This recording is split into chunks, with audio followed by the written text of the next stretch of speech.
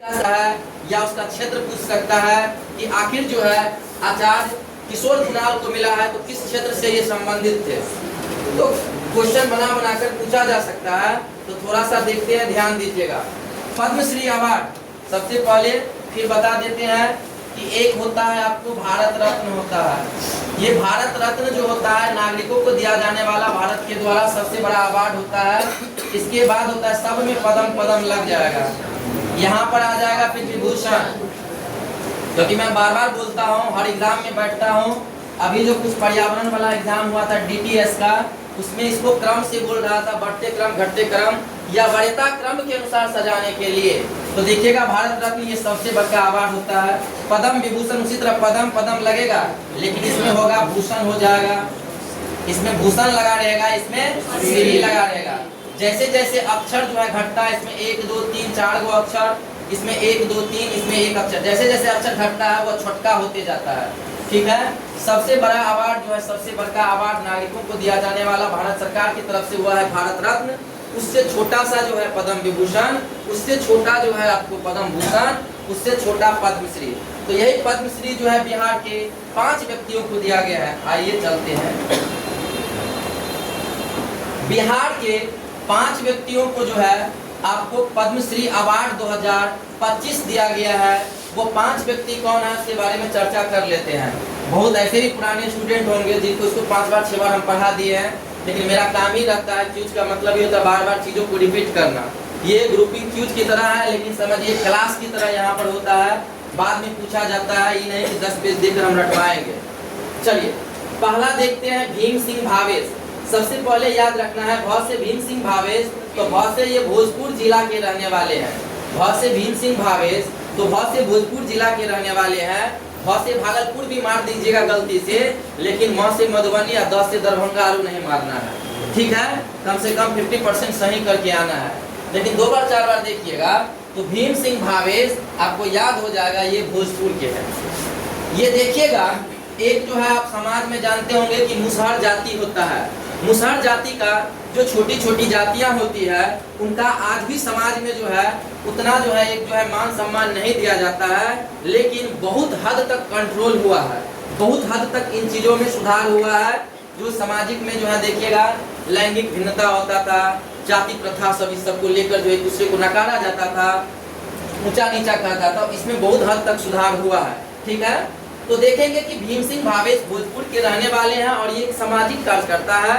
इन्होंने क्या किया कि भोजपुर जिले में जो मुसहर जाति होते हैं उनकी उत्थान के लिए समाज में एक अच्छे दृष्टि से उनको भी देखा जाए, इनके लिए इन्होंने बहुत काम किया। और इनके लिए मुसहर जाति के लिए काम करने के लिए एक संस्था बनाई थी, नई आशा नामक एक संस्था बनाई थी। इन्हीं के माध्यम से इन्होंने मुसहर जाति के लिए बहुत सारा काम किया।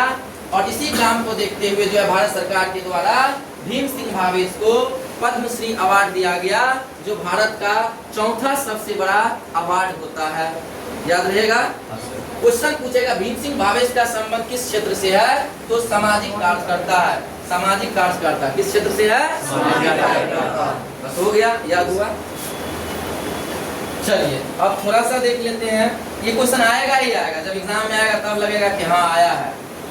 बीपीएससी का होने दीजिए, बीपीएससी होगा, ASO होगा, सब में आएगा। और इन्फोर्समेंट दरोगा का भी होगा 7 तारीख को, उसमें भी देखिएगा आना जाए, क्योंकि शायद शारदा सिन्हा वाला आया था इसमें पिछले एक शायद में, वो भी करवा दिए हैं, सब चीज तो आएगा। अब देखते हैं, ये है आपको विजय नित्यानंद सुरेश्वर महाराज। जम्मू गए एकदम बढ़िया से घूमने के लिए। देखे कि वहाँ के जो है लोग जो है आपको आंख की रोग से बहुत ही परेशान है। और ये महाराज जी, ठीक है, इन्होंने क्या किया, लगभग 120 प्लस बेड वाले एक अस्पताल खोल दिया। और वहाँ पर जो है आंखों की इलाज जो है बहुत कम दामों में होती है, 20 या 50 रुपया का या 5 रुपया का आपको पर्ची कटाना होगा। और जो है एकदम जो है आराम तरीका से कम खर्च में आपकी आंखों का इलाज किया जाएगा। ये आध्यात्मिक क्षेत्र से थे। किस क्षेत्र से थे ये गुरु? आध्यात्मिक क्षेत्र से है। किस क्षेत्र से थे तो मार दीजिएगा आध्यात्मिक क्षेत्र। ऐसे भी नित्यानंद सुरेश्वर महाराज है तो समझिए जाएगा कहाँ के, जम्मू। चलिए फिर देखते हैं किशोर कुणाल। आचार्य किशोर कुणाल जो है, ये देखिएगा कि भारत सरकार में जो है एक IAS ऑफिसर, IPS ऑफिसर भी थे भूतपूर्व। और दूसरा देखिएगा, ये महावीर जो है, महावीर मंदिर है ना, महावीर मंदिर जो पटना जंक्शन के पास है, उसके मंदिर ट्रस्ट के ये अध्यक्ष भी थे। और ये बहुत ही ईमानदार है, जहाँ तक मैं जानता हूँ बहुत ही ये ईमानदार व्यक्ति थे। और ये मंदिर ट्रस्ट से हनुमान मंदिर जो देखते हैं, महावीर हनुमान मंदिर, यहाँ पर जो दान दक्षिणा से जो पैसा जाता है, ये पैसा जाता है कहाँ पर? महावीर कैंसर संस्थान में। और इतनी बड़ी संस्थान जो है ना आपको इलाज करती है कैंसर से संबंधित। मेरी मौसी भी थी, उनको भी कैंसर हुआ था, तो हम वहाँ गए थे। अच्छा ट्रीटमेंट होता है। अब जहाँ पर अच्छा काम होता है, कभी कभी वहाँ पर मिस्टेक भी हो जाता है। गुण और अवगुण जो है दो पहलू है हर चीज़ का, ठीक है। तो गए तो वहाँ पर इतनी बढ़िया बढ़िया सुविधाएं थी। एगो प्रधानमंत्री कुछ है मान योजना, उनके तहत फॉर्म भरने पर जिसको भी कैंसर रहता है उनको शायद हमको लग रहा है 1,75,000 का जो राशि दिया जाता है इलाज करवाने के लिए। वो आपको जो है कैश नहीं दे दिया जाएगा कि पता चलेगा कि छोड़ दिए पेशेंट को मरते हुए, वो कैश लेकर आ गए, ठीक है। आपको जैसे जैसे जाइएगा आप जो है दवाई लेने के लिए, वैसे उसमें से पैसा कटता जाएगा। फिर मुख्यमंत्री की तरफ से भी एक योजना है जिसमें शायद 50,000 या कुछ उससे कम रुपया दिया जाता है इलाज करने के लिए। और मिलता है मेरे भाई। ब्लड की जरूरत होती है तो ये नहीं कहता है कि आप तुरंत ब्लड दीजिए। आपको जैसे ही कहिएगा कि हमें ब्लड चाहिए तो कहेगा ब्लड आपको देना पड़ेगा, अभी दीजिए, फिर वो दे देता है। लेकिन किसी किसी को हो सकता है कंडीशन में नहीं भी देता होगा, कहता होगा पहले आप डोनेट करिए तब। तो जो हम देखें सिचुएशन वो बताएं। तो पूछ सकता है कि हाल ही में जो है बताइए, महावीर हनुमान मंदिर ट्रस्ट के अध्यक्ष का मृत्यु हो गया, देहांत हो गया। उनको मरणोपरांत जो है किस भारतीय नागरिक अवार्ड से सम्मानित किया गया है? तो पद्मश्री अवार्ड लिखा गया है यहाँ पर, पद्मश्री अवार्ड, याद रखिएगा, ठीक है। समझ में आ रहा है आप लोगों को? पूरा ये है आपको श्रीमती निर्मला सीतारमन नहीं है, हाँ, ये है आपको श्रीमती निर्मला दीदी है, ये श्रीमती निर्मला देवी। ये मुजफ्फरपुर में भी एक गाय घाट है। एक गाय घाट तो यहाँ पर आप देख रहे हैं, एक गाय घाट जो आपको मुजफ्फरपुर में भी है। ये गाय घाट की रहने वाली है श्रीमती निर्मला देवी, मुजफ्फरपुर की रहने वाली है और कला क्षेत्र से है। सुजनी कला जो मम्मी दादी नानी जो है देखिएगा, जिसको भोटिया कहते हैं, गेंडा कहते हैं, खेंडा कहते हैं, सुजनी कहते हैं। कपड़ा जितना भी रहेगा ना बोरा तोरा उसमें डाल के ऐसे ऐसे एकदम सी देती है सुइया धागा से, ओढ़ा देती थी। और उसमें जो बच्चा और रहता है, हमारा यहाँ अभी भी सिया जाता है। और छोटी भैरवी सब रहती है ना, ज़्यादा परेशान करती है ना भतीजी सब, उसको लेते हैं उठा कैसे दे देते हैं, देखा अब उठा उठने नहीं होता है, इतना मोटा सी देती है। हाँ, तो पूछेगा कि निर्मला सीतारमन को जो पद्मश्री अवार्ड दिया गया, ये किस क्षेत्र से संबंधित है? कला क्षेत्र से। कला क्षेत्र में भी किस कला क्षेत्र से? कला क्षेत्र से। मुजफ्फरपुर की रहने वाली है, समझ गए क्या?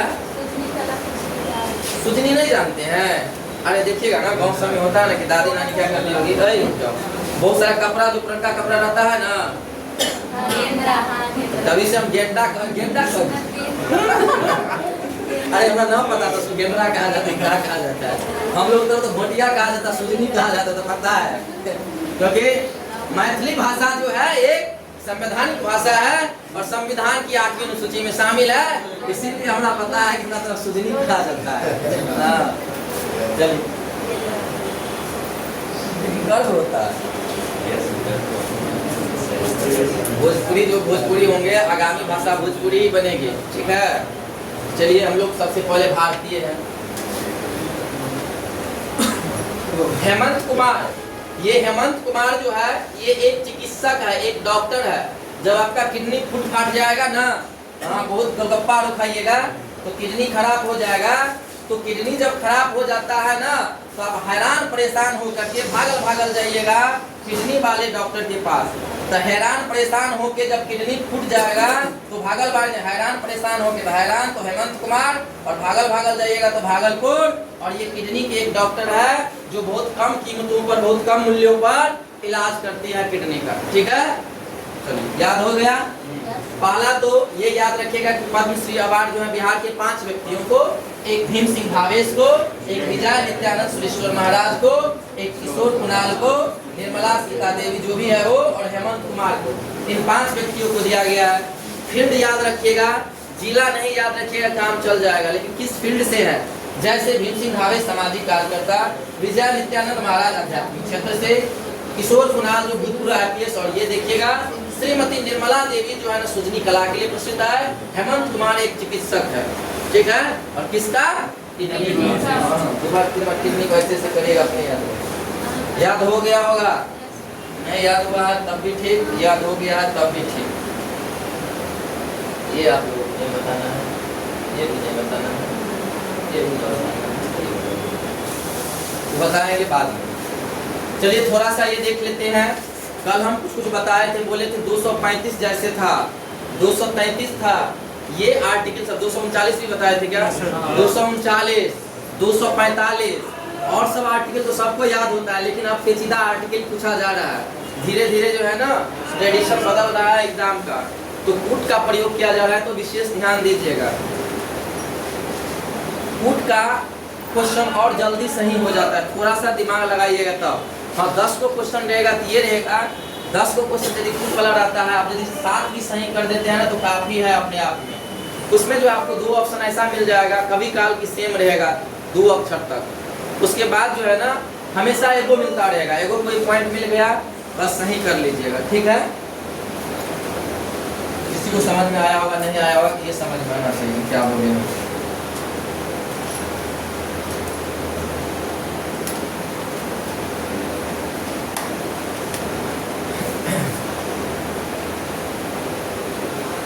देखिए 263 आर्टिकल है, ये 263 आर्टिकल मेरा विधान परिषद में आया था कि अंतर्राज्यीय परिषद का गठन ये किस आर्टिकल से संबंधित है, तो 263 आर्टिकल।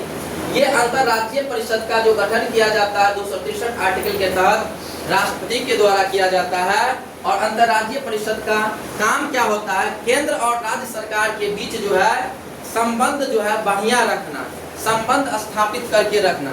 अब जैसे हमारा और एकरा बीच में झगड़ा हो गया, कोई ऐसा बिचौलिया होगा जगह पास ऐसा पावर होगा जो अकर भी मित्र होगा और हमर भी मित्र होगा, ठीक है। तो वही जो है 263 आर्टिकल है, इसमें अंतर्राज्यीय परिषद के गठन के बारे में चर्चा की गई है और इसका काम रहता है केंद्र और राज्यों के बीच में संबंध जो है बढ़िया रखना। बस इतना ही याद रखिए, यही क्वेश्चन आता है कि अंतर्राज्यीय परिषद जो है इसका जो है गठन किस आर्टिकल के तहत किया गया है, तो 263 के बीच, और इसका काम होता है केंद्र और राज्य के बीच अच्छा संबंध बनाकर चलना, केंद्र और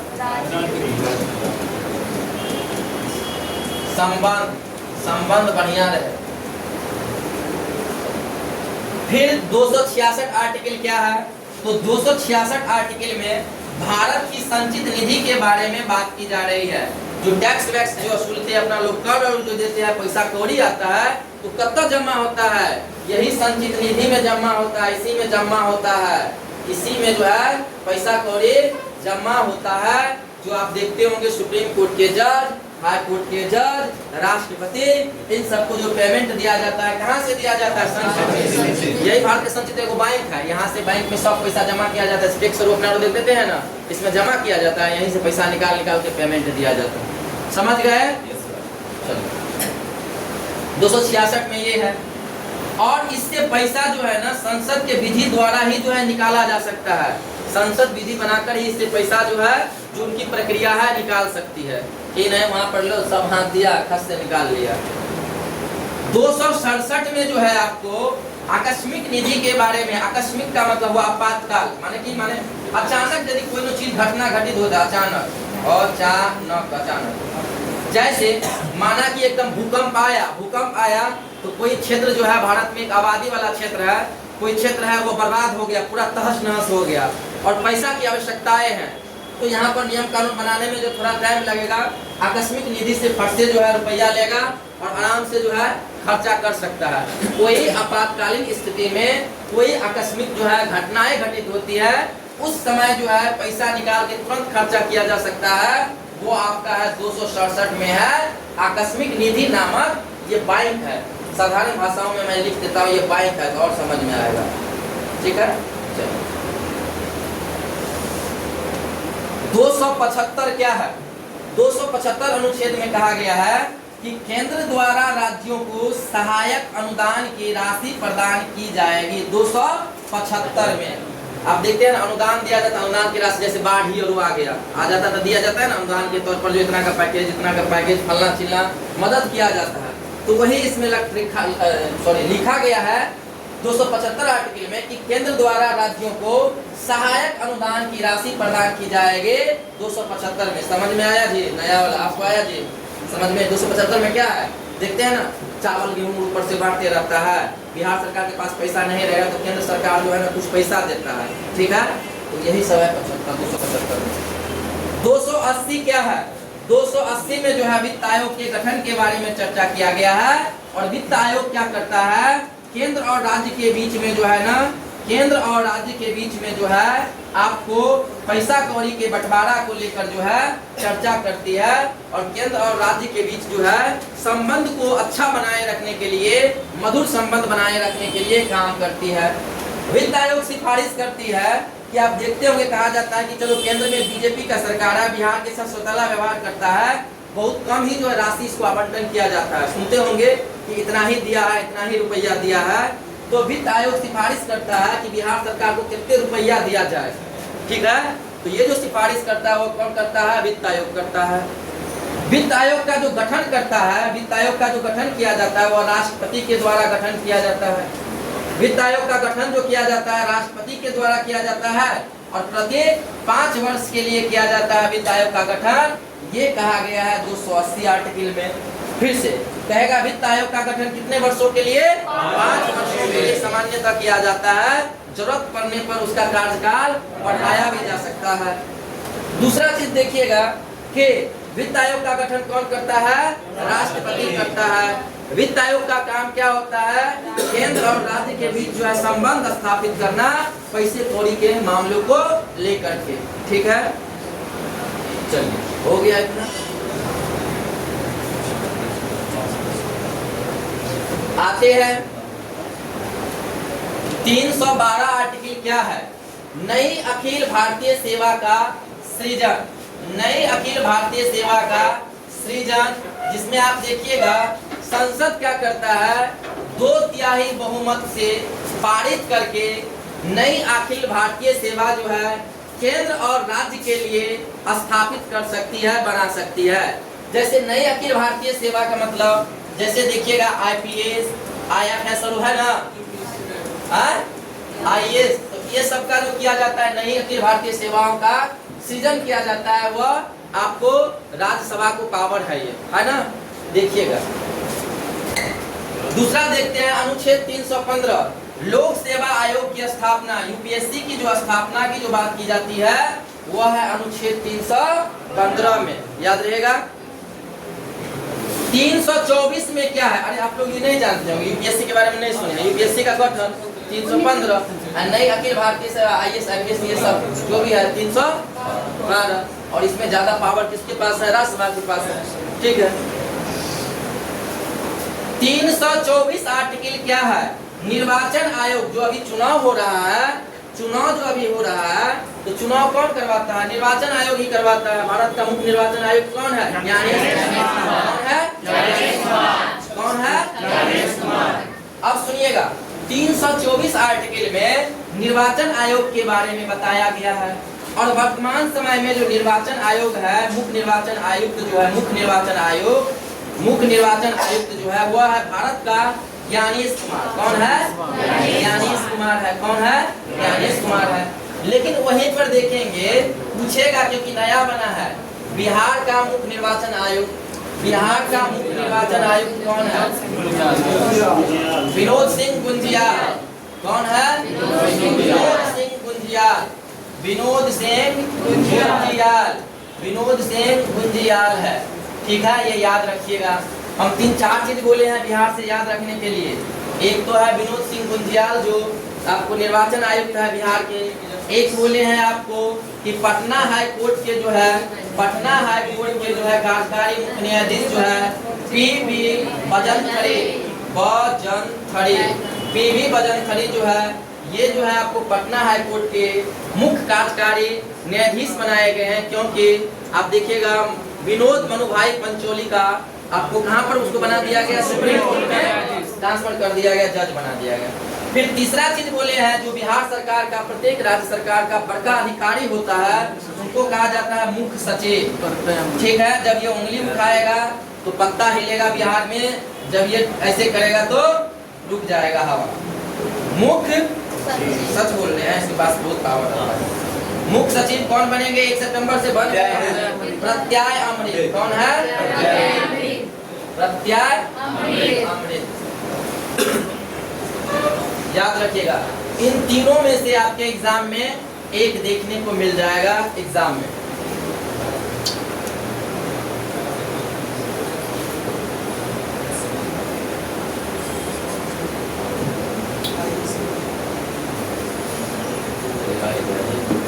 लेकिन भारत सरकार में जो मुख्य निर्वाचन आयुक्त है वो कौन है? ठीक है, याद रहेगा। क्या हुआ? कौन एकदम ऐसे ऐसे कर रहे हैं, इसे लग रहा नहीं समझ में आ रहा।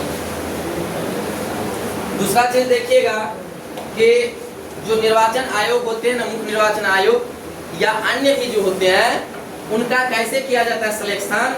तो एक 3 संसदीय एक समिति रहती है, जिसमें एक तरफ तो रहता है पीएम और इसके साथ रहता है गृह मंत्री, और फिर विपक्ष के नेता शामिल होते हैं। और विपक्ष के नेता शामिल होते हैं और बहुमत से ये पारित होना है किसी का नाम, तो दोनों जो है, एगो गृह मंत्री रहेंगे, एगो पीएम इसमें शामिल रहेंगे 3 स्तरीय समिति में, और एगो देखिएगा 3 स्तरीय समिति में एगो विपक्ष के नेता होंगे। ये दोनों तो हमेशा एक ही आदमी को चुनेंगे ना, ये चाहे चुने चाहे नहीं चुने राहुल गांधी, उससे कोनो फर्क नहीं पड़ेगा। जिसको सरकार चाहेगी उसी को बनाएगी। फिर उस नाम का सिफारिश किया जाता है राष्ट्रपति के पास कि देखिए मैंने ज्ञानेश कुमार को चुन रखा है। चुन छावा चुन कभी कहता है, गाना है प्यार की धुन। तब जो है फिर क्या होगा कि राष्ट्रपति इसको भारत का मुख्य निर्वाचन आयोग नियुक्त कर देगा। समझ में आया? तो पूछा जाएगा, ये बताइए भारत के निर्वाचन आयोग के जो मुख्य निर्वाचन आयुक्त होता है या अन्य, उनका जो 3 सदस्यीय समिति होता है, उसमें कौन कौन शामिल होते हैं? प्रधानमंत्री, भारत के गृह मंत्री और लोकसभा के विपक्ष के नेता। समझ में आया? नहीं आया? हाँ? हम समझ जाते हैं, केकरा नहीं आया तो बोलना चाहिए ना।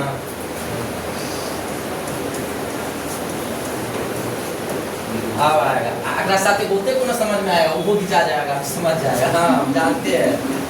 निर्वाचन आयोग, ये निर्वाचन आयोग है, इसके अंतर्गत 3 आदमी काम करता है। एक करता है मुख्य निर्वाचन आयुक्त, एक होता है, और 2 होता है ना, 2 जो होता है ना अन्य होता है। माने इसके सहयोग के लिए 2 और यहाँ पर जो है ना अधिकारी को नियुक्त कर दिया जाता है। समझ में आ रहा है? एक होता है हेड, जैसे आप ही के घर को चलाया जाता होगा तो कोई न कोई पैसा की एक आदमी जिम्मेदारी रखता होगा, या बड़का पापा या आप ही के पापा या मम्मी, खास करके मम्मी रखती है। तो देखते हैं मुख्य निर्वाचन आयुक्त, इनकी जो नियुक्ति होती है, जैसे मान लिया जाए कि नूनू सर ही जो है भारत के जो है मुख्य निर्वाचन आयुक्त बनेंगे, यही जो है इलेक्शन और एकदम करवाएंगे। तो इसको कैसे बनाया जाता है? इसके चुनाव के लिए एक 3 सदस्यीय समिति होती है, 3 सदस्यीय समिति होती है, 3 सदस्यीय समिति होती है। इन 3 सदस्यीय समिति में 3 व्यक्ति शामिल होते हैं। 3 व्यक्ति शामिल होते हैं, एक तो प्रधानमंत्री रहते हैं, एक जो है गृह मंत्री अभी जो है अमित शाह है, और एक होते हैं विपक्ष के नेता। विपक्ष के नेता होते हैं जो अभी है राहुल गांधी। अब क्या करेंगे?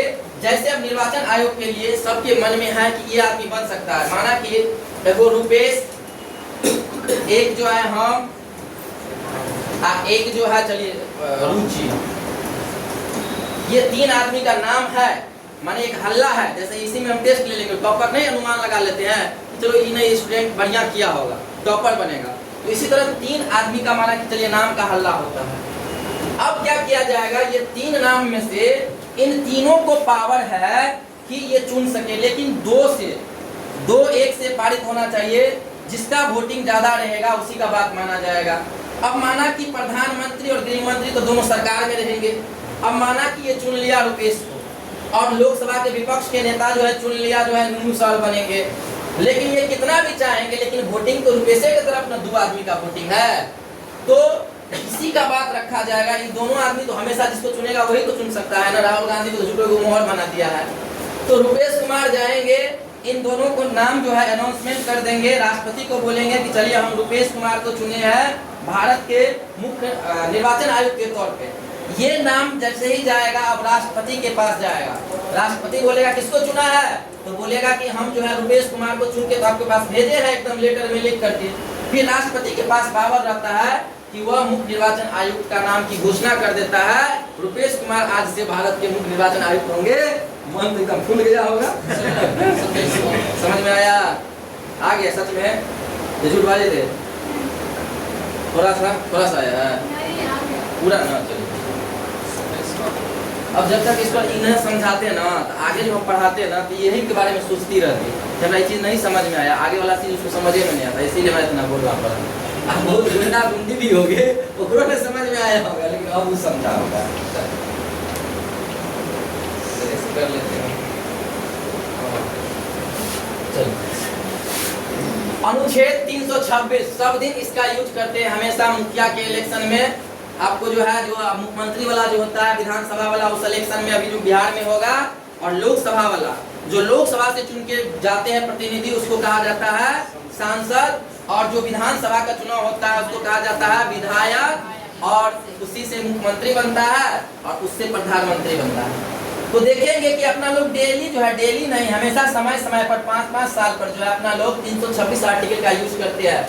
व्यक्ति मताधिकार के बारे में 326 आर्टिकल बताता है कि यदि आप 18 वर्ष के हो गए हैं और भारत के नागरिक हैं तो 326 आर्टिकल के तहत आपको पावर दिया गया है कि अपने मत के अनुसार जो है आप किसी को भी वोट दे सकते हैं, अपने मताधिकार का प्रयोग कर सकते हैं, किसी को भी वोटिंग देने के लिए आपको वंचित नहीं किया जाएगा। ठीक है, कहा जा रहा है 326 आर्टिकल में व्यक्ति मताधिकार जो 18 वर्ष आप हो जाते हैं, भारत का नागरिक है और आपके पास वो जो पहचान पत्र होता है वोटर आईडी कार्ड बन जाता है, तो आप आराम से जो है वोट डाल सकते हैं। यही 326 आर्टिकल में पावर दिया गया है और टीचर में खूब आता है। थोड़ा सा हम देख लेंगे कि 330, 331, 332 और 333 देखते हैं। 330 आर्टिकल में क्या कहा गया है, जैसे आप लोग जानते होंगे ना, जैसे कोई वैकेंसी आती है तो देखिएगा उसमें जो है ना रिजर्व सीट रहता है। जनरल के लिए इतने, ओबीसी के लिए इतना, एबीसी के लिए इतना, एससी एसटी के लिए इतना रिजर्व रहता है ना। तो उसी तरीका से जो है आरक्षण की बात करती है ना, उसमें आरक्षण दिया, रिजर्व का मतलब आरक्षण। उसी तरह 330 आर्टिकल में लोकसभा में एससी और एसटी को जो है आपको आरक्षण दिया गया है। वह आरक्षण जो है कब तक रहेगा, 2030 तक रहेगा, जनवरी 2030 तक। तो 330 आर्टिकल में कहा गया है कि लोकसभा में जो है एससी और एसटी को जितने सीटों पर आरक्षण दिया गया है इसकी चर्चा करती है 330 आर्टिकल। जैसे आपको ये भी बताए होंगे, जैसे बिहार विधानसभा है ना, बिहार विधानसभा में सीट कितना है, 243। 243 में से एससी के लिए कितने हैं, 38। एससी के लिए कितना है, 38, और एसटी के लिए 2 है। उसी तरह जो है बिहार में लोकसभा सीट कितने हैं, 40। लोकसभा सीट कितना है, 40। इस 40 में से एससी के लिए कितना आरक्षण है, 6, और एसटी के लिए 0। इसमें एसटी को कुछ नहीं सीट दिया गया है। समझ में आया? तो लोकसभा में जो है इस 40 सीटों में से एससी के लिए कितने सीट आरक्षण कर दिया है, यही बात जो आपको कहा जा रहा है, इधर चला गया, हाँ, इसमें कहा जा रहा है 330 में कि लोकसभा में एक तो हुआ वाला लोकसभा, ये दिखाए वहां पर जो हुआ सब अलग अलग राज्यों में लोकसभा सीटें हैं, तो वही चीज हुआ। 330 अनुच्छेद में लोकसभा में एससी और एसटी के लिए आरक्षण, जैसे लोकसभा में कितने सीट है, 543। लोकसभा में सीटों की संख्या 543। एंग्लो इंडियन को खत्म कर दिया गया, वो बताएंगे। इस 543 में से एससी के लिए कितने हैं, 84 है ना। तो ये 84 सीटों पर जो आरक्षण दिया गया है और ये 2030 तक ऐसे रहेगा। तो ये किस आर्टिकल में कहा गया है, 330। समझ में आया जनता जनार्दन?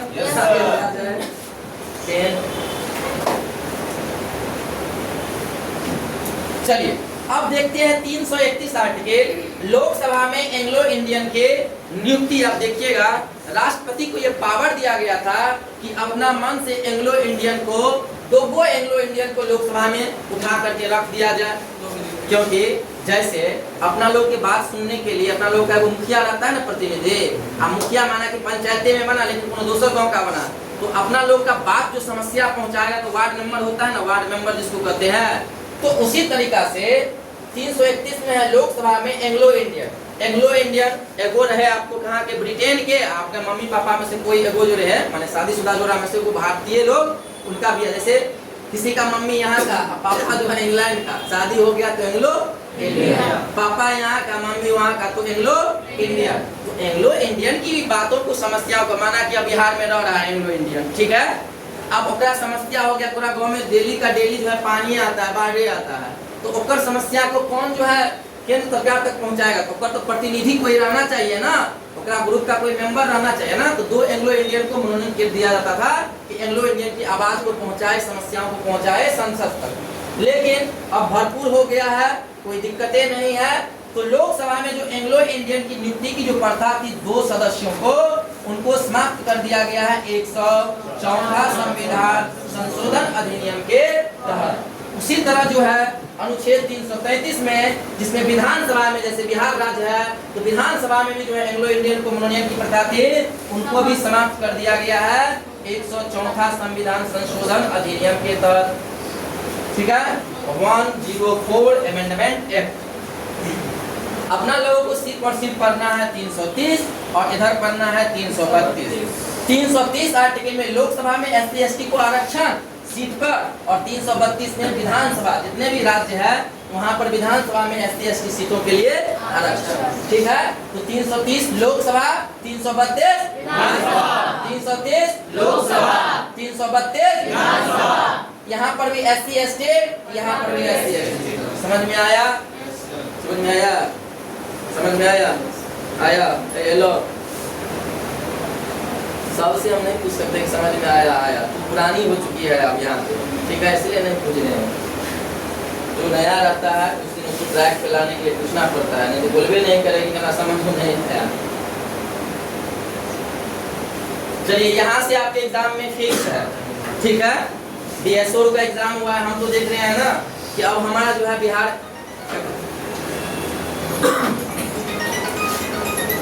हेलो, हाँ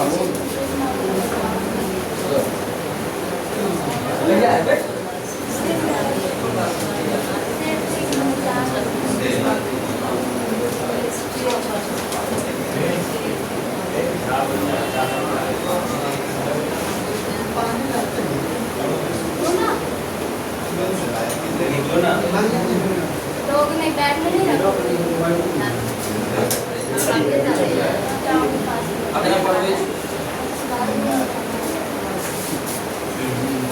भतीजी कॉल की थी, पापा साइकिल खरीद दिया।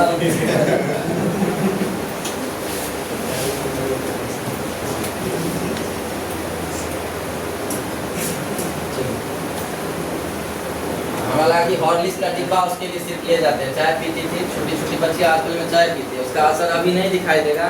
आंख खराब होने का क्या है कारण? चाय है, मोबाइल है, ये सब है। आप देखिएगा अभी भी जो यूट्यूबर पर देखिएगा तो देखिएगा बच्चा को माता पिता जो टाइम देते हैं गेमिंग और खेलते हैं, बहुत बढ़िया बढ़िया गेंद से सब खेलना चाहिए, अपने लोगों को सीख लेना चाहिए, नहीं तो ऐसने होगा ऐसने होगा।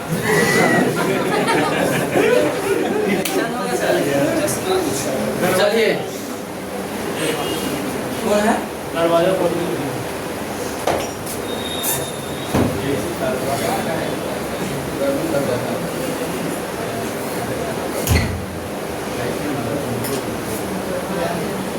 थोड़ा सा देख लेते, अभी बहुत है, बहुत चीज नहीं पढ़ाएंगे। बिहार के प्रमुख वन्य जीव अभ्यारण्य, हम बार बार बोलते हैं कि पूछा गया है कि वन्य जीव का मतलब होता है, इसमें जो है आपको पेड़ और पौधे भी शामिल होते हैं, वन्य जीव का मतलब होता है, साथ ही साथ जीव जंतु भी शामिल होते हैं, जीव और जंतु भी जो है ना इसमें शामिल होते हैं। ये होता है वन्य जीव का मतलब कि वन्य में रहने वाले जीव, वो पेड़ पौधे भी हुए और जीव जंतु भी है, इसका ये मतलब होता है। जैसे आप सुने होंगे कि कहा जाता है रेड डाटा का अर्थ क्या होता है। रेड डाटा में जो है विलुप्त प्राय पेड़ पौधे और जीव जंतु दोनों शामिल किए जाते हैं रेड डाटा बुक में, ठीक है। रहेगा केवल और केवल जो है जीव जंतु, केवल और केवल पेड़ पौधे, और एक में रहेगा कि दोनों, तो दोनों मारिएगा, ठीक है। कभी कभी क्वेश्चन बैंक उल्टा उल्टा कर देखिए। वाल्मीकि वन जीव अभ्यारण्य, ये वाल्मीकि वन जीव अभ्यारण्य है, सुन लीजिए, वाल्मीकि वन जीव अभ्यारण्य है। और वाल्मीकि वन जीव अभ्यारण्य आपको वाल्मीकि लिखा जाता है, वाल्मीकि नहीं ना, वो लिखा जाता है ना, बकरी वाला वो लिखा जाता है, और से बाबा वाला वो होता है ना। शांत रहिए, रुकिए ना, हमारा तो लग रहा है वो ही होता है, वो नहीं होता है। वाल्मीकि ठीक है सर, यही होता है, वही होता है, वो होता है ना, देखिए ना। क्योंकि इसलिए मैं यहाँ पर लिख रहा हूँ, बता रहा हूँ, क्योंकि शुद्ध वर्तनी में बिहार के तमाम एग्जामों में पूछा जाता है कि वाल्मीकि जो है ना कैसे लिखा जाता है, शुद्ध वर्तनी कौन सा है। तो वाल मध्यकी कार होता है, कार होता है, वाल्मीकि वन जीव अभ्यारण्य। अब जो वाल्मीकि वन जीव जो अभ्यारण्य है, वाल्मीकि वन जीव अभ्यारण्य, वाल्मीकि वन जीव अभ्यारण्य, वन जीव अभ्यारण्य जो है, इसी अभ्यारण्य में क्या होता है, जैसे ये अभ्यारण्य है, मैं मान लेता हूँ कि वाल्मीकि वन जीव अभ्यारण्य है, इसी में से कुछ क्षेत्र को, एरिया को मैं रिजर्व कर दूंगा, संरक्षित। रिजर्व नहीं जानते, रिजर्व का मतलब क्या होता है, रिजर्व कोटा, यानी वो कोटा महिला को ही मिलेगा। जैसे पिंक बस सेवा जो है महिलाओं के लिए प्रारंभ किया गया है ना बिहार में यात्रा करने के लिए, तो सिर्फ और सिर्फ वो महिला के लिए ही किया गया है, वो रिजर्व हो गया महिला के लिए बस। उसी तरीका से ये समझिए कि पूरा जो है ना ये वाल्मीकि वन जीव अभ्यारण्य है, ये पूरा जो है वाल्मीकि वन जीव अभ्यारण्य है, वन्य जीव अभ्यारण्य है, वन्य जीव अभ्यारण्य है।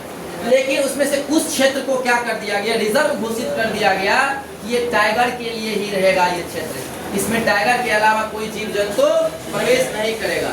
तो देखिएगा कि ये जो वाल्मीकि वन जीव अभ्यारण्य पहले था आपको पश्चिमी चंपारण, इसी में कुछ एरिया को जो है छांट करके एक जो है घेराव तेराव कर करके वहाँ पर टाइगर रिजर्व भी घोषित कर दिया गया है। तो पूछेगा कि वाल्मीकि वन जीव अभ्यारण्य कहाँ पे है, तब वो पश्चिमी चंपारण, और वाल्मीकि टाइगर रिजर्व कहाँ पे है, तब वो पश्चिमी चंपारण। उदयपुर, ये 2213 दरोगा में भी आया था उदयपुर वाले।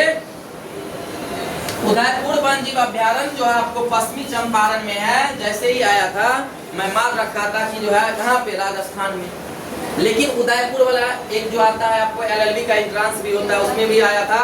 और खुद मैं इतना पढ़ाता हूँ तब मैं गलती करके आया पूर्वी चंपारण, क्योंकि गलती ये नहीं है कि आपको याद है, वहाँ पर पूर्वी चंपारण पश्चिमी चंपारण दे देगा, कंफ्यूज कर देगा, एग्जाम में और ही प्रेशर होता है। तो वाल्मीकि चाहे उदयपुर वन्य जीव अभ्यारण्य पूछे, ये पश्चिमी चंपारण एक जिला है बिहार का, वहीं पर है। क्षेत्रफल की दृष्टि से सबसे बड़ा जिला जो है पश्चिमी चंपारण। सोमेश्वर पहाड़ी पर भी आएंगे, जब जो है पहाड़ी ऊपर आएंगे। आपको ठीक लग रहा है, रहना चाहते हैं अभी, क्या जाना चाहते हैं, रहना चाहते हैं ना।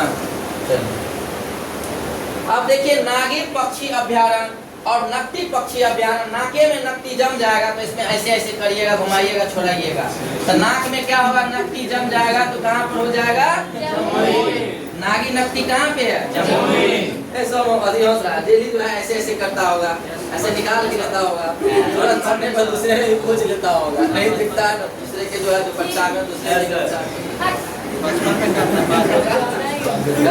नागी नकटी याद ऐसे ही याद करवाए थे ना पहले क्या सर, तो नकटी छोटे पे याद है, नहीं तो याद नहीं।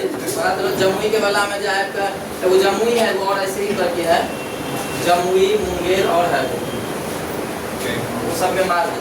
चलो ठीक है, अब इन दोनों के बारे में बताएं, पहले बता देते हैं, लास्ट में क्या बताने वाले थे तो बताएंगे। भीम बांध वन जीव अभ्यारण्य, भ के बाद आएगा म, तो हो जाएगा कहाँ पे, एक चीज और बता देते हैं, जमाई राजा को कथी का अंगूठी देना, सोना का अंगूठी देवे करिएगा। तो इसीलिए सोना उत्पादन के लिए भी जाना जाता है जमुई। यहाँ पर सोना की बहुत बड़े खाने मिली है। तो ये क्वेश्चन बार बार आ रहा है कि निम्नलिखित में से बिहार के किस क्षेत्र में जो है ना सोना का क्षेत्र है, सोना का जो है मिला है, भंडार मिला है, सोना का भंडार है। तो जमुई राजा, जमाई राजा को सोना का हम तो चांदी का लेंगे। गौतम बुद्ध वन जीव अभ्यारण्य कहाँ पे है? गौ से गौतम बुद्ध, गौ से कोई कहेंगे गया जी, बोलिए तो गया जी, ठीक है। गौतम बुद्ध वन जीव अभ्यारण्य कहाँ पे है? गौ से गौतम बुद्ध वन जीव अभ्यारण्य, गौ से गौतम बुद्ध को ऐसे भी वन की प्राप्ति कहाँ पर हुई थी? याद हो गया। कांबर से, कांबर कहाँ पे है? बेगूसराय में। बार बार बोलते हैं कांबर लेकर जाते हैं वहाँ पे, इसीलिए हो गया बेगूसराय। और जो जल भरते हैं कहाँ से भरते हैं? कहाँ पे है? कहाँ पे है? और बरौनी कहाँ पे है?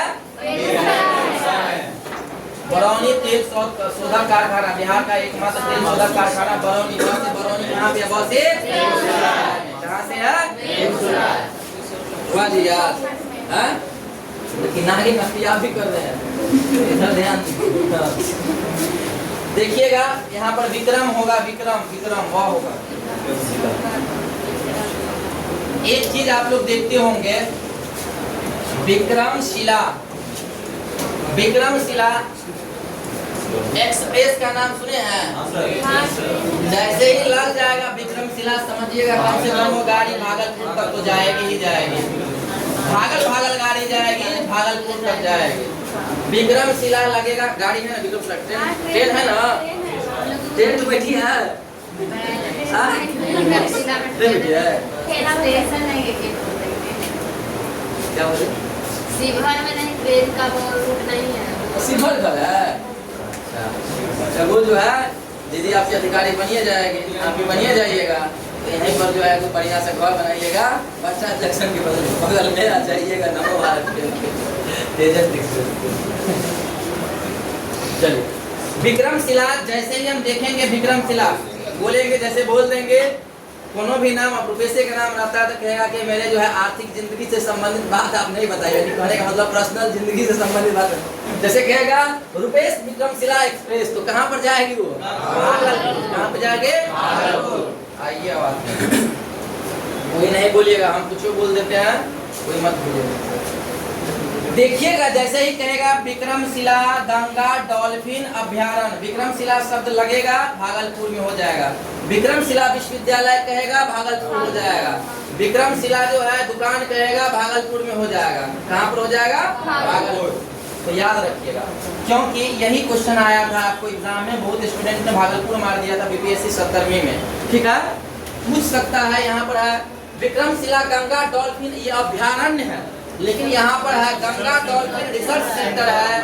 और कितनी क्या है, कैसा स्थिति है गंगा नदी में, आपको डॉल्फिन की यहाँ पे, तो उसका सर्च किया जाता है पटना एनआईटी कैंपस में ही। देखिएगा एक है गंगा डॉल्फिन रिसर्च सेंटर बनाया गया है, और ये लगातार सब एग्जाम में आ रहा है। तो याद रखिएगा Ganga dolphin research centre Patna, लेकिन डॉल्फिन लगा रहेगा, लेकिन सबसे पहले हम देखेंगे विक्रमशिला है कि विक्रमशिला। तो कुशेश्वर पक्षी विहार, ये कुशेश्वर पक्षी विहार जो है दरभंगा जिले में है, ये मिथिलांचल क्षेत्र है, दरभंगा जिले में। कहाँ पे है?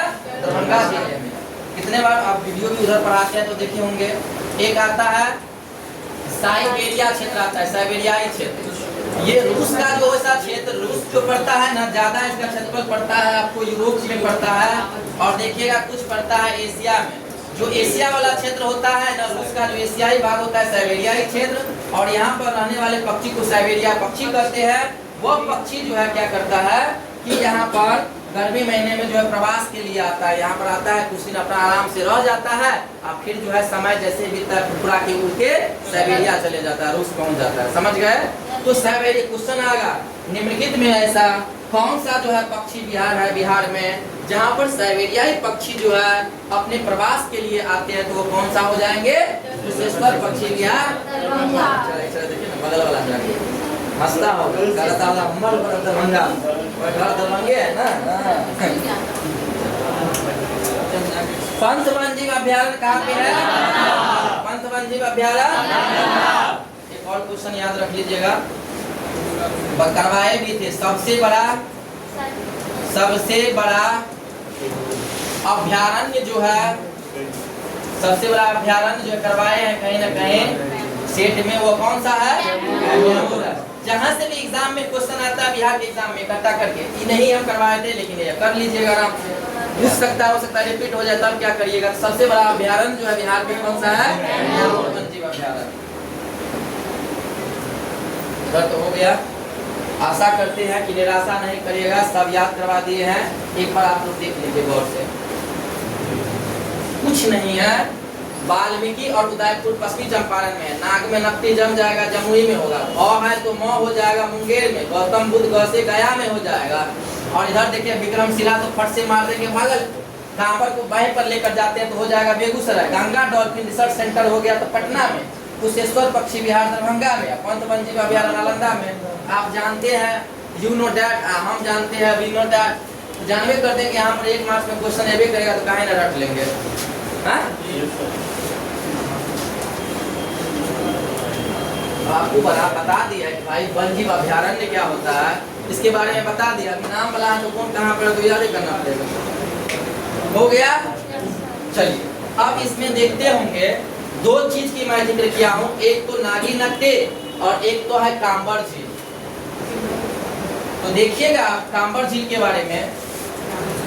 कांबर झील जो है ना, ये बिहार का पहला रामसर साइट है।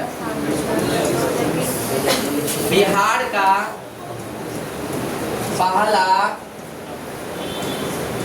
रामसर आर्द्रभूमि, रामसर आर्द्रभूमि है। ठीक है। फिर देखिएगा, एक बोले है नागी और एक बोले है नक्टे। ये जो है बिहार का दूसरा और तीसरा बना है, यानी कि कहने का मतलब 1 ये और 2 ये, कितना हो गया? 3। ये जो है आपको तीसरा जो है रामसर साइट बना है या आर्द्रभूमि बना है। ठीक है। अब रामसर साइट क्या होता है? भारत में देखिएगा बहुत सारी जो है ना आर्द्रभूमि है। इसका मतलब भी नहीं पता होगा तो अब आ जाएगा। दलदली वाली क्षेत्र होगा, दलदली वाली भूमि, या जहाँ जो है पानी लगा रहे, छोटा मोटा भाषा में लगा रहे।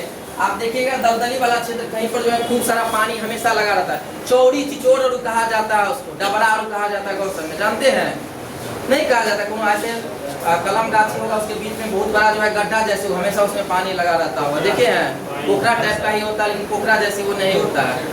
समझ गए ना हम क्या बोल रहे हैं? तो रहे कोई नहीं समझे? छोड़ दीजिए, तो नहीं समझे तो वही है जो आप नहीं समझ रहे हैं, वही है। कांबर झील जो है बिहार का पहला आर्द्रभूमि है, पहला दलदली वाली भूमि है, जिसको रामसर साइट में शामिल किया गया। रामसर साइट क्या होता है?